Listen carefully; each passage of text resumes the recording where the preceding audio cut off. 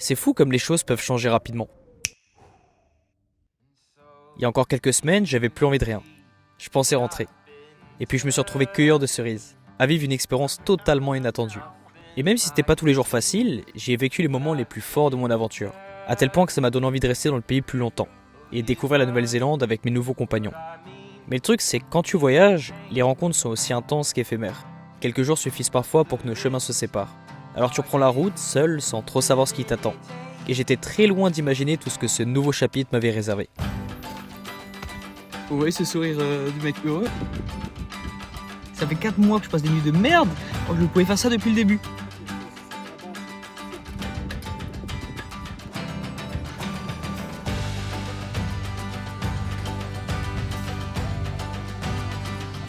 Stylé.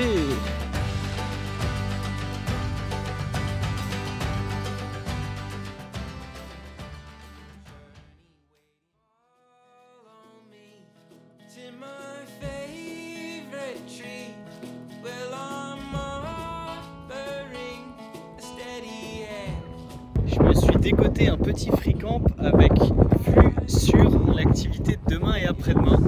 Regardez comme ça en haut.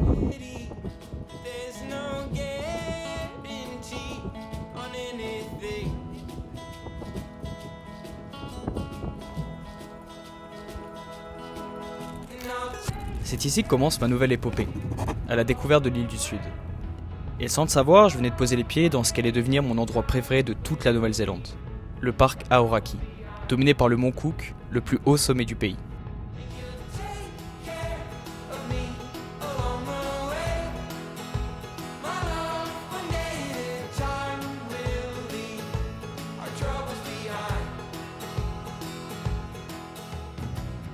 Bon, c'est parti pour le deuxième jour dans le parc national de Aoraki. Aujourd'hui, on va faire la fameuse Muller Track.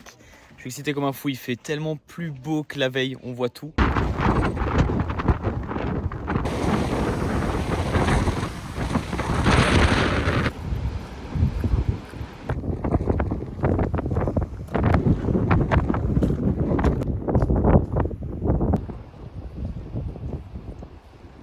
Donc c'est parti, j'en ai à peu près pour 5-6 heures en fonction de mon rythme et du temps que j'ai passé à faire des petites vidéos. Mais je pense que ça va être fou, c'est parti.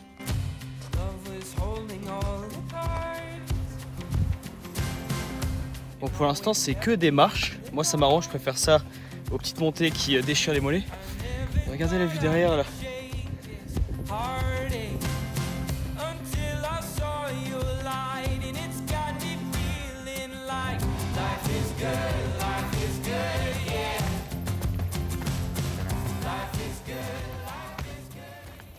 Et du coup hier, j'étais juste là.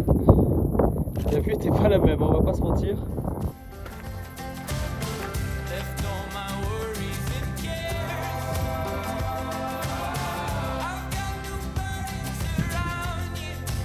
C'est en train de me faire le même coup que pour le Taranaki. Ça fait chier en ce moment, je passe des nuits de merde, je fais des jolies petites insomnies. Et du coup ça fait que je pars tard et le temps d'arriver en haut et le sommeil est dans les nuages là. Après bon, pour l'instant je me suis déjà régalé à mort.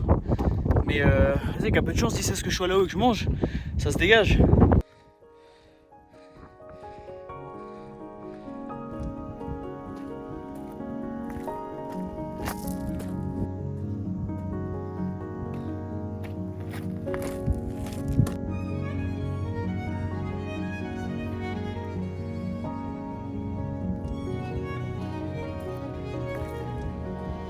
C'est clairement devenu de l'escalade. À une main en filmant. Tu vas faire quoi? Oh. Alors on perd pas espoir, le soleil est toujours là. Il fait beau, il fait bon, c'est une belle journée. Puis j'adore faire un peu d'escalade. Let's go.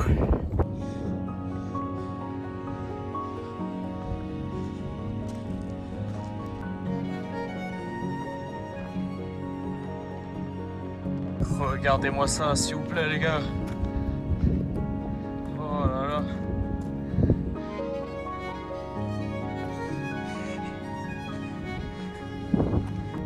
Oh les gars, c'est trop. C'est trop. Pouah. avec le glacier là sur la gauche. Tu vois ce qu'il en reste? Désolé, je voulais pas casser l'ambiance, mais c'est vrai. On voit bien qu'il n'y a plus de glace.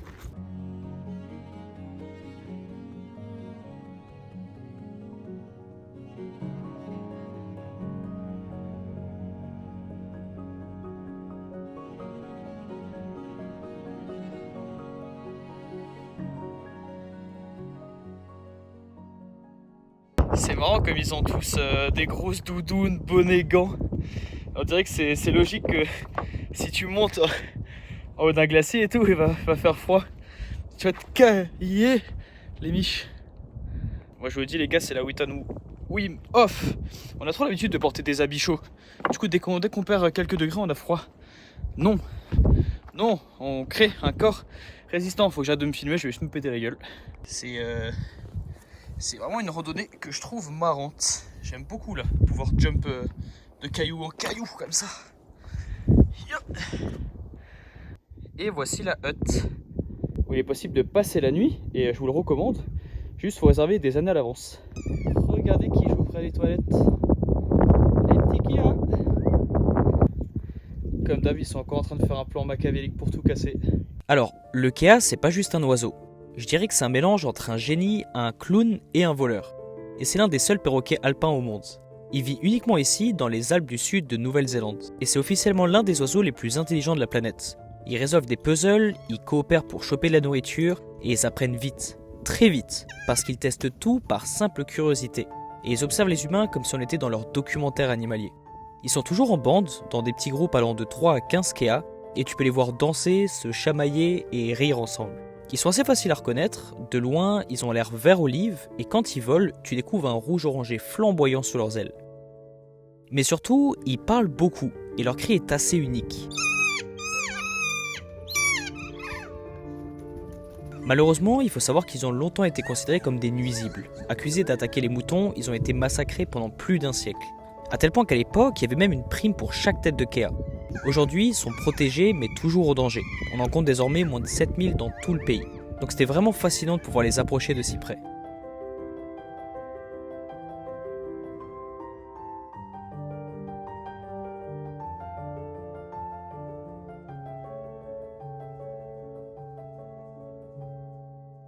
C'est complètement fou ce qui vient de se passer là. Il s'est posé vraiment juste pour moi. Gros, régale-toi, fais tes meilleures photos, tes meilleures vidéos. J'arrive.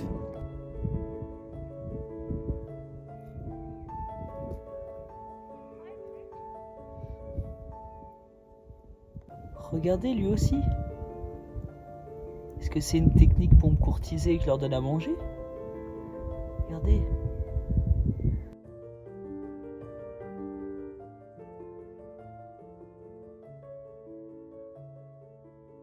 Et maintenant qu'on est là, on va monter encore de 200 mètres pour avoir le Graal, la vue masterclass. Il va falloir que je me dépêche un peu parce que comme vous pouvez le voir, ça commence à bien se cacher. Il fait un peu plus frais avec la neige et tout. C'est parti.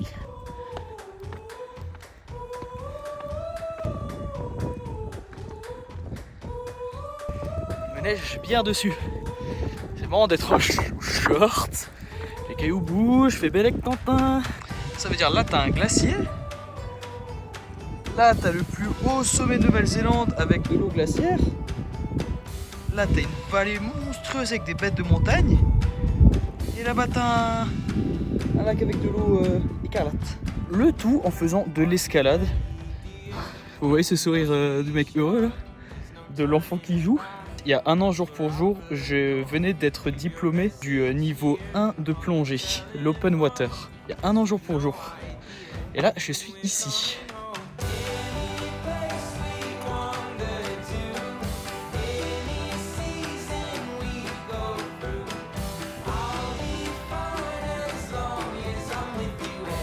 Et à nouveau, totalement map Seigneur des Anneaux là. Ah, si je vais pas jeter l'anneau. Oh là là. Alors c'est marrant que je dis ça parce que je le savais pas à ce moment-là, mais j'étais en effet bel et bien dans un des décors du Seigneur des Anneaux. Le Mont Cook par exemple, c'est Caradhras, et un peu plus loin dans la vallée, il y a Minas Tirith, la Cité Blanche. Et du coup, ça m'oblige un peu à revenir pour produire des scènes. Bon, vous commencez à me connaître, je suis clairement plus du tout sur un chemin. Là c'est vraiment fraye ta propre route, trouve un passage, le rush. J'aime bien. Et nous voilà seuls au sommet. Tada! Oh là là! Complètement folle cette île du Sud, hein.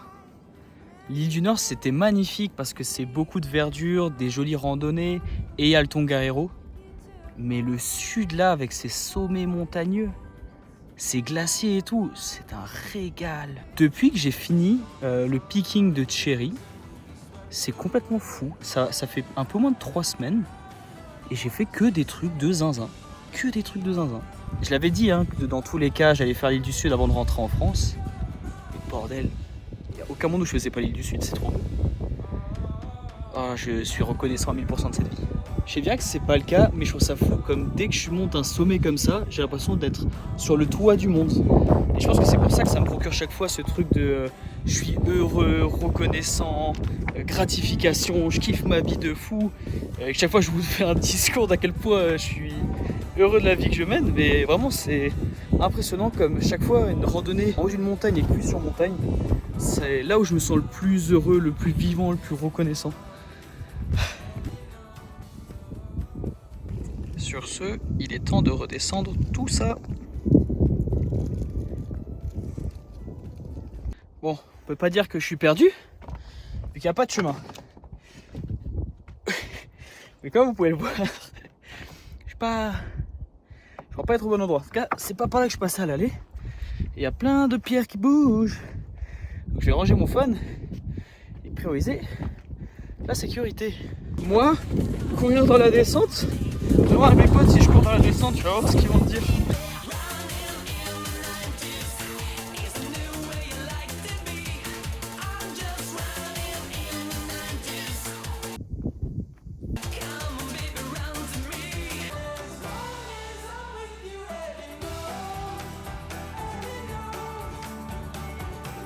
Dis-moi que tu cours dans les descentes sans me dire que tu cours dans les descentes. Je commence. Elle est pas mal du tout celle-là. Hein.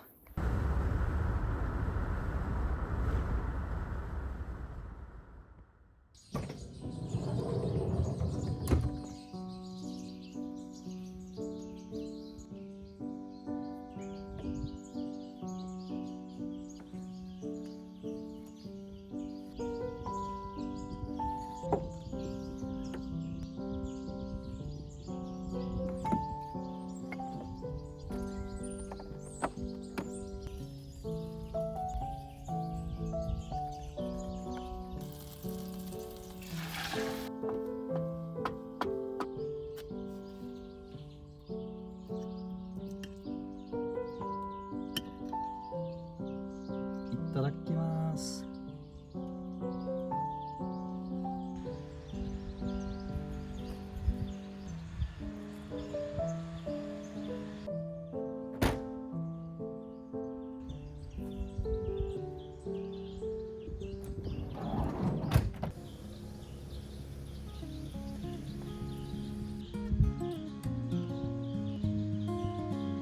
Pour continuer l'exploration de l'île du Sud, j'ai repris la route en direction de la côte Est, en commençant par passer quelques jours à Dunedin, qui sera mon point de départ pour remonter au nord de l'île.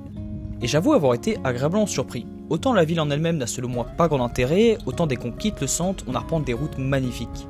Mais surtout, c'est ici qu'on peut prendre le temps d'admirer des lions de mer pakak, une espèce endémique de Nouvelle-Zélande, parmi les plus rares au monde.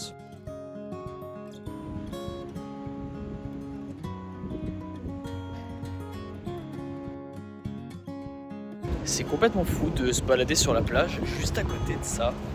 J'essaie de garder mes distances avec mon nouvel habit anglais, mais on est vraiment à quelques mètres, c'est fou.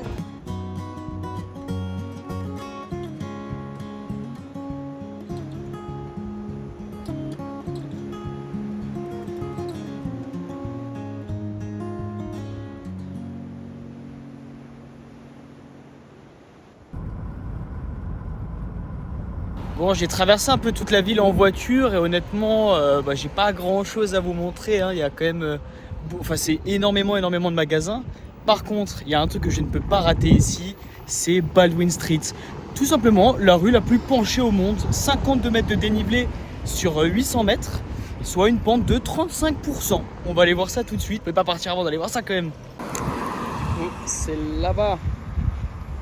Oh, ça va être marrant ça. La voici. En vidéo, on dirait tellement pas que c'est penché. Du coup, je vais vous montrer ça avec les maisons. Tout est une question de perspective, hein.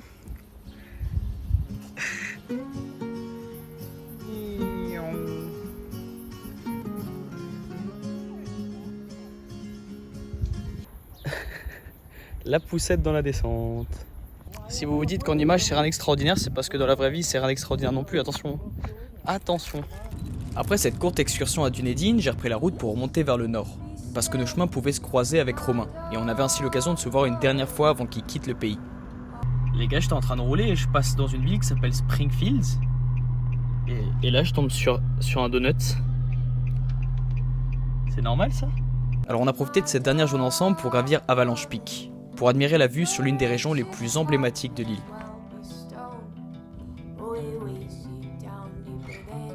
Mal fait Farouk. Et vu qu'on appelait la randonnée beaucoup plus rapidement que ce qu'il était indiqué, on a profité de l'après-midi au campement pour complètement réaménager nos voitures respectives.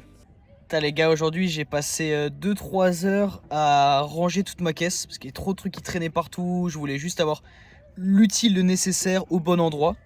Et en faisant ça, j'ai réalisé qu'en fait depuis le début, je pouvais en fait faire un petit nœud pour accrocher les matelas.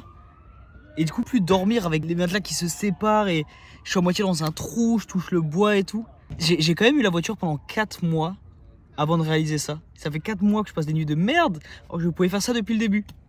Et c'est pas tout, j'ai également un petit bout de rideau qui squattait, donc quand ils avaient aménagé la caisse au début. Et en fait j'ai juste eu à payer 7$ pour acheter la petite tige là. Et du coup maintenant je peux également cacher l'avant de ma voiture. Je peux dormir en toute tranquillité sans me dire que quelqu'un m'observe. 4 mois, il m'a fallu 4 mois. Faut quand même que je vous le montre. Ça c'est un petit oiseau qui squatte au niveau des free-camps. Et il a pas du tout peur comme vous pouvez le voir, il est vraiment juste à côté. Par contre il est arrogant de fou. Quand il a faim, il a faim. Et il va vraiment rôder, choper tout ce qu'il peut. Regardez, c'est fou comme il attend. Et moi, il tape la carotte le chien. Qu'est-ce qu'on a dit? J'ai fait un peu de la merde hier et j'ai cassé mon bâton. Mais du coup ça fait que j'ai dû en retrouver un autre qui est beaucoup plus stylé. En plus d'être droit, j'ai fait différents étages qui fait que je peux faire tenir mon coffre, genre sans avoir le bâton en plein milieu ou devoir galérer à le mettre contre la vitre, changer de côté, Parfait. J'ai même plus envie de remplacer les vérins là. Je trouve ça trop stylé d'avoir ce bâton là qui tire mon coffre.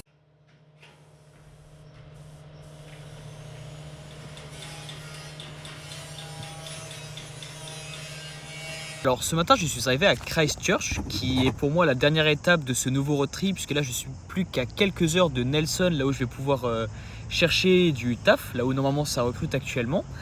Et j'en ai profité ce matin pour faire un petit tour au garage pour voir cette fameuse histoire de voyant rouge liquide de refroidissement, hein, comme sur ma précédente voiture. Et comme pour ma précédente voiture, le garagiste m'a dit elle est morte ta caisse, tu peux la rouler jusqu'à qu'elle te laisse tomber. Donc elle peut tenir entre 1 semaine et 6 mois, vraiment le même discours que pour ma précédente Nissan Presage. Donc ma nouvelle voiture est officiellement bonne pour la casse. Donc au final ça va, j'ai pu finir le road trip, ça change pas vraiment mes plans, je compte quand même continuer d'aller dans le nord pour chercher du travail et tout. C'est juste une perte financière et une histoire de plus à vous raconter. Mais voilà, je le prends pas spécialement mal, forcément ça fait chier, hein. Mais voilà, c'est comme ça. Juste c'est propre à Nouvelle-Zélande, je pense que c'est loin d'être la dernière coup dans le potage. Donc au final on va juste faire ce qu'il y a à faire. Que de rebondissement. Ah, ce matin quand il m'a dit ça, j'ai vraiment un petit sourire en mode va tiens. Et je vous avoue que je sais pas trop ce qui va se passer pour la suite des événements. Faut que je me trouve un taf dans tous les cas parce que j'aimerais vraiment acheter du matos pour les vlogs et préparer les prochaines aventures qui vont aussi coûter un petit peu d'argent. Dans tous les cas, il faut que je trouve du taf. Maintenant, qu'est-ce que je vais faire de la voiture? Quel type de taf? Où? Quand? Comment? Aucune idée. J'ai hâte de voir ça et puis d'ici là... Je sais pas quoi dire. Bon, j'ai fait quelques casses auto ce matin et en gros, je peux leur vendre 1000$. Et du coup, le plan est assez marrant parce que Romain essaie de vendre sa voiture très rapidement pour pouvoir quitter la Nouvelle-Zélande. Donc, je vais hérité de la caisse de Romain. Ça permet d'avoir une voiture pas chère, que je peux potentiellement faire passer en green self-contained, donc mettre des toilettes dedans, pour la vendre à bon prix en septembre quand tous les nouveaux backpackers vont s'arracher les voitures. Donc lui ça l'arrange, la voiture va partir assez rapidement. Moi ça fait que j'ai une voiture pas chère et tout est clean dessus. Que de rebondissements, que de rebondissements. Qu'est-ce qui se passe? Je comprends plus rien. On comprend plus rien. Bon, la vérité c'est que même si j'ai plutôt bien encaissé la bord de ma voiture et la perte financière qu'elle a avec, ça m'a tout de même mis un petit coup au moral. Mais l'aventure dans les cerises m'a rappelé un truc simple. Dans ces moments-là, faut juste avancer. Alors c'est ce que j'ai fait. J'ai rejoint Nelson, au nord de l'île, à la recherche d'un taf pour amortir l'achat de la nouvelle voiture. Je suis resté quelques jours dans un free camp à distribuer des CV partout, en espérant être pris dans les vignes. Mais le destin avait un autre plan. Je me suis retrouvé cueilleur de pommes. Enfin, pour 3 jours. Avec l'expérience des cerises, j'étais devenu un bon cueilleur. Mais c'était encore plus difficile. D'abord parce que je remplissais mon sac de pommes en moins de 10 minutes, donc toutes les 7-8 minutes j'avais un sac de 20 kg à porter, puis à lâcher dans ces immenses caisses qui mettaient un temps fou à se remplir. Et même si j'étais efficace, je gagnais juste un peu plus qu'un SMIC. Mais ça encore, ça allait. Le plus dur, c'était la solitude. J'étais littéralement seul dans les champs. Personne à qui parler, pas un mot de la journée, juste moi et mes pommes. Ensuite, après le taf, j'avais que 45 minutes pour charger mes appareils à la librairie avant qu'elle ne ferme, avant de rouler jusqu'à la douche froide la plus proche et rentrer, à nouveau solo dans mon petit free camp. C'était dur, mal payé et le temps me paraissait infini, donc j'ai démissionné. Et là, je me suis demandé, bon, je fais quoi maintenant ? À force de postuler en ligne tous les jours, j'ai trouvé un boulot en tant que housekeeper. C'est le mot un peu stylé pour dire que t'es homme de ménage. Et c'est là que Tekapo est rentré dans l'histoire. Un endroit que je connaissais à peine, mais qui allait tout changer. Tekapo, c'est une petite ville paumée, complètement isolée de tout. À 1 heure du Mont Cook et 2 heures de Cromwell, là où j'étais cueilleur de cerises. Retour à la case départ. La ville est connue pour son lac et ses montagnes, ses nuits étoilées et sa tranquillité. C'est marrant d'ailleurs parce que j'avais fait un rapide saut après la randonnée du Mont Cook, mais après avoir vu tant de beaux paysages pendant les semaines précédentes, j'avais pas réalisé à quel point cet endroit est magnifique. Bon bah c'est un lac tout ce qu'il y a de plus normal, assez mignon. Et qu'il allait encore plus le devenir par la suite. Pour cette nouvelle vie qui s'offre à moi, j'emménage dans une grande maison neuve avec 15 colocataires. Une grande cuisine, une pièce commune dans laquelle on regardait des films ensemble, plusieurs douches et surtout un melting pot de plein de nationalités. Bon, les premières nuits n'étaient pas les plus faciles, parce que je dormais avec un Taïwanais plutôt bordélique, tout l'inverse de moi qui prône le minimalisme. Alors après seulement 3 jours, j'ai recommencé à dormir dans ma voiture, jusqu'à ce que quelqu'un parte et que j'arrive finalement à me dégoter une petite chambre pour moi tout seul. Ouah les gars, aujourd'hui est un grand jour. Pour la première fois après près de 2 ans, j'ai une chambre. J'ai une pièce juste pour moi, tout seul. Ça fait 2 heures que je profite de ma chambre. Et là, il y a la manageuse qui passe, qui ouvre la porte, qui est surpris de me voir et qui me dit « Ah non, mais dans 2 jours, il y a une nouvelle qui arrive qui va prendre la chambre. Faut que tu retournes avec le Taïwanais. » Au final, à partir de ce jour-là, j'ai passé toutes mes nuits dans ma voiture pour avoir mon petit coin à moi et économiser 100 € par mois sur le loyer. Même si qu'on se le dise, au final, les nuits sont pas devenues pour autant plus reposantes. Parce qu'en juin, c'est l'hiver ici. Et Tekapo a son propre climat. Il a commencé à neiger quand tout le reste de l'île avait des températures relativement douces. J'ai passé 4 mois à dormir dans ma voiture avec des températures négatives. Heureusement, j'avais 3 couettes et une bouillotte. Sans quoi, je pense qu'on m'aurait sûrement retrouvé mort dans ce taudis. Ma vitre est gelée de l'intérieur. Mais cette neige, elle a aussi créé des moments magiques. La plupart de mes colocs voyaient la neige pour la première fois. On déblayait ensemble la route pour aller bosser. Gambare Bayouchan. Voilà, après avoir fait un maximum de nettoyage, je passe shoveleur pour dégager des roads pour que les clients puissent accéder à leur hôtel. Stylé! Mais surtout, ça a transformé Tekapo en un endroit magique. Entre la neige qui recouvrait toute la ville et la vue sur les sommets enneigés au loin.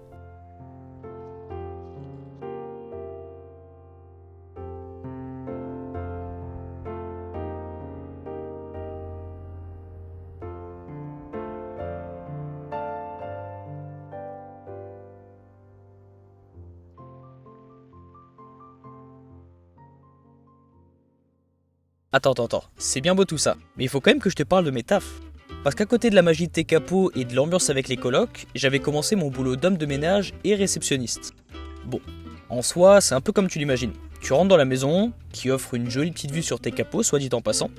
Tu vides les poubelles, tu refais l'approvisionnement, tu fais tous les lits, c'est clairement le plus long.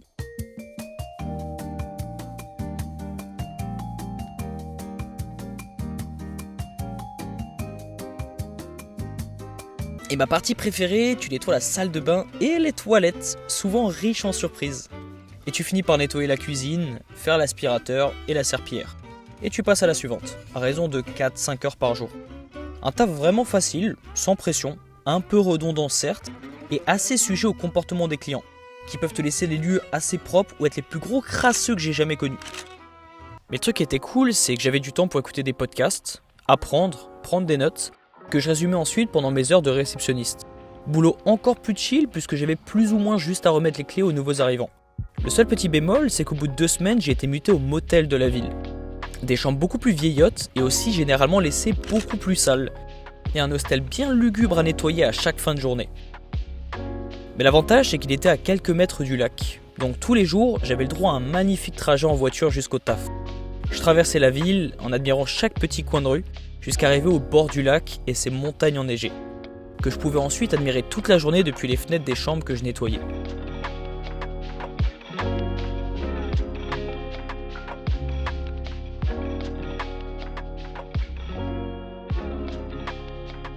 Le tout sous le regard avisé de petits chats trop mignons qui me tenaient compagnie.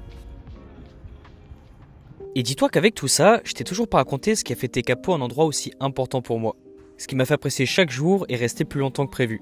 Au bout de 2 semaines, mes colocataires m'ont trouvé un 3e taf. Je leur avais vaguement expliqué que ça fait partie de mes rêves de bosser dans un restaurant japonais.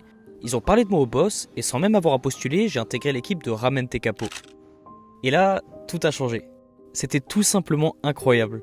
J'apprends le japonais tous les jours sans faute depuis maintenant plus de 3 ans, mais en dehors de mon voyage au Japon, j'ai jamais vraiment eu l'occasion de parler japonais. Et là, la quasi-totalité de l'équipe était japonaise. Le rêve pour moi.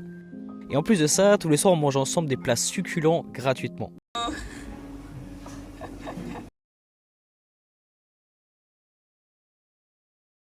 L'ambiance était trop stylée, je me suis super bien intégré dans l'équipe, j'ai même eu le droit à mon petit plat japonais Kantaro.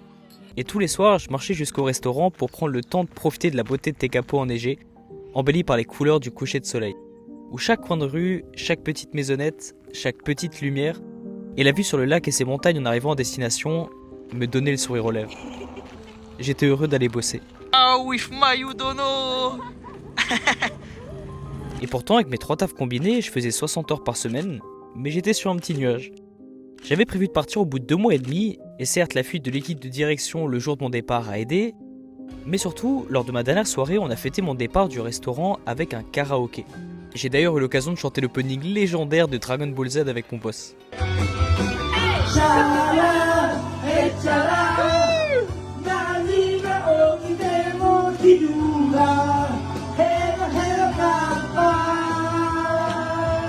Et là, j'ai réalisé un truc.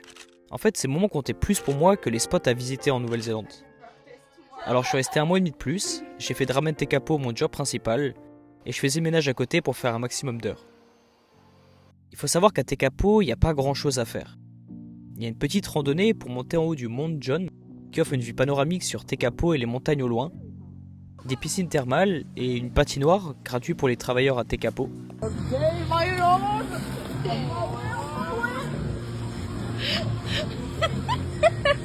Un petit club de squash.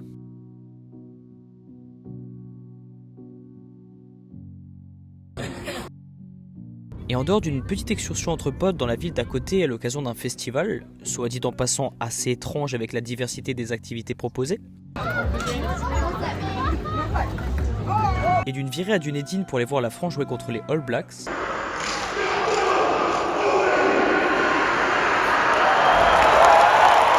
j'ai pas quitté Tekapo pendant les 4 mois où j'y habitais. Et étonnamment, j'en ai jamais ressenti le besoin.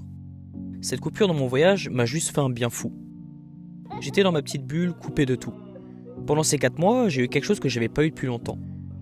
Un endroit fixe, une cuisine et une douche, le temps de créer de vraies relations, une routine, du temps pour faire du sport à côté de la maison ou dans un petit parc au bord du lac qui m'offrait une vue incroyable, et du temps pour créer, pour apprendre. Et puis un soir, Ikai-san, le gérant du resto, m'a demandé qu'est-ce que tu ferais si t'avais argent illimité ? Et là, sans réfléchir, j'ai décrit exactement ce que j'avais imaginé pour ces prochaines années. Et c'est là que j'ai compris que je vis déjà la vie de mes rêves. Alors oui, là, je suis homme de ménage, mais grâce à ce boulot, j'ai vécu dans un endroit magnifique, et j'ai fait des rencontres et créé des souvenirs que j'oublierai jamais. Alors que sans tout ça, Tekapo était une case de plus à cocher. Mais au lieu de ça, c'est devenu l'un, si ce n'est le chapitre le plus important de mon voyage. Et avec tout ce qui m'est arrivé depuis que je suis arrivé en Nouvelle-Zélande, ma vision du voyage a changé. En Asie, je courais partout. Je savais exactement ce que j'allais faire, à quoi ça allait ressembler, qu'est-ce que les gens en pensaient. C'était beau, mais j'étais en pilotage automatique. Alors qu'ici, c'est les galères, les imprévus, les voitures mortes, les jobs éclatés, les rencontres inattendues qui m'ont fait vivre mes plus belles histoires. Finalement, tout ce qui m'arrivait jusqu'ici, c'était pour me faire passer un cap. Donc désormais, comme dans un shonen, je veux juste me laisser porter, voir où les quêtes vont me mener, et faire de ma vie une surprise permanente. Plus courir après les incontournables, mais me perdre dans l'improbable. Alors aujourd'hui, je reprends la route, plus pour cocher des cases, mais pour me laisser surprendre par ce qui m'attend. Le dernier mois de cette aventure commence maintenant, et j'ai aucune idée de ce qui m'attend.